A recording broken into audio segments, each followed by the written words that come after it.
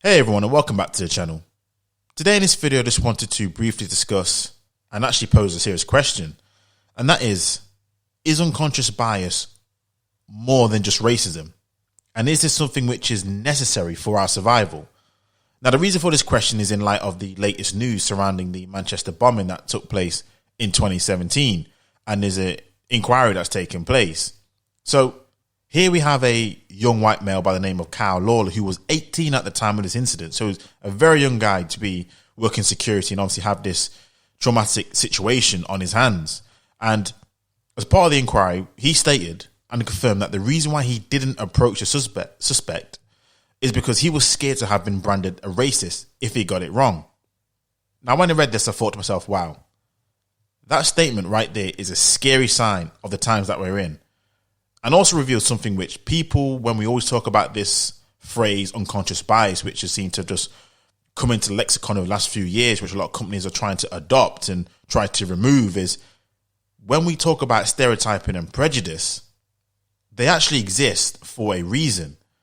Now, before you all get mad, I am no way near saying this, that we should all believe the stereotypes and the prejudice and things that we hear about certain people depending on, you name it, race, creed, religion, height, looks. I'm not saying you should do that at all. However, we as humans, we understand that we could not have lasted this long on this earth without one thing that's innate in all of us, and that is called survival.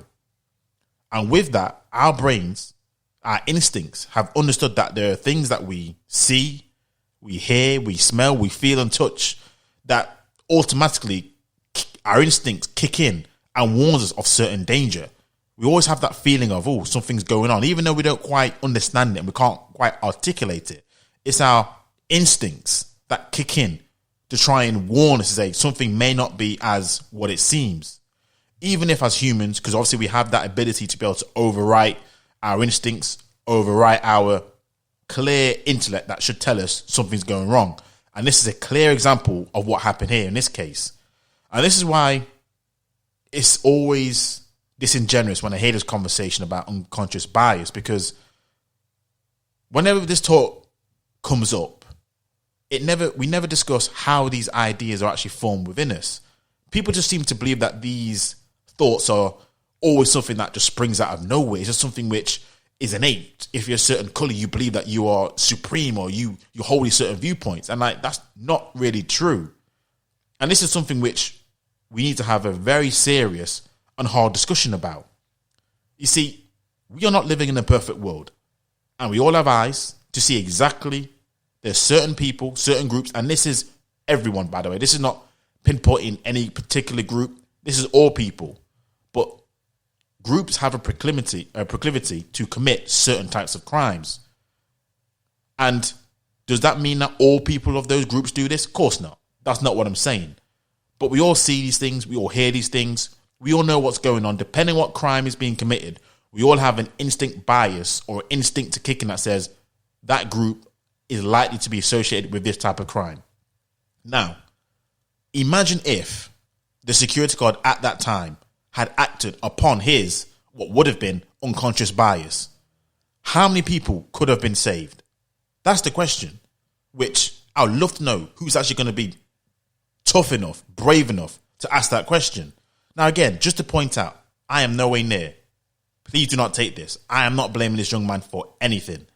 I have actually no clue what he was going through at the time. And he was very young. He was 18 at the time. I think he was getting paid £4.24 an hour to do a security job. So I have all the sympathy for the ward for him, particularly as he must be feeling like absolute crap right now, considering that what's happened, he could, for all I know, he could be blaming himself for this, and he shouldn't. So I'm nowhere near blaming this guy for anything. But this question is bigger than him, and that's why I'm asking the question, is unconscious bias more than just racism?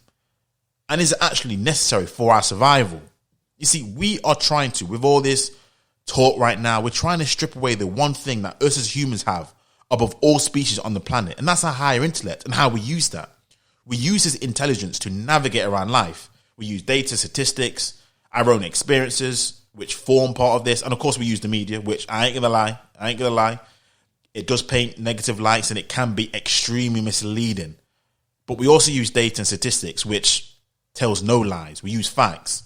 And all this is used to build a database in our minds, to build circumstances and imagery in our heads as to what likely to take place in certain circumstances that you may find yourself in.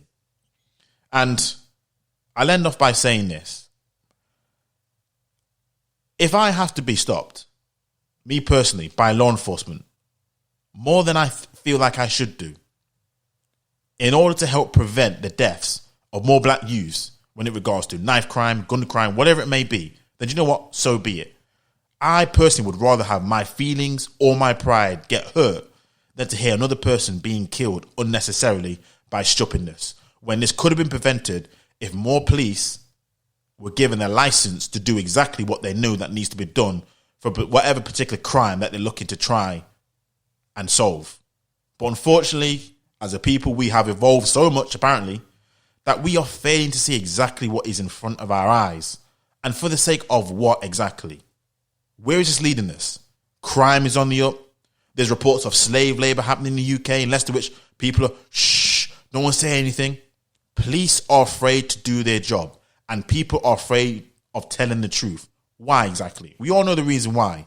Because guess what? Certain groups are going to cry discrimination, racism is not fair. Well, guess what? Life is not fair. We are not living in a perfect world. We never have lived in a perfect world. But we are living in it, and we have to use the best that we can do. And by doing that, by using our intelligence, it just makes so much more sense. But what can I say? This is where we're at right now in 2020, and it's only going to get worse. So that's my thoughts on the matter. Let me know what you think. Until next time, I'm out.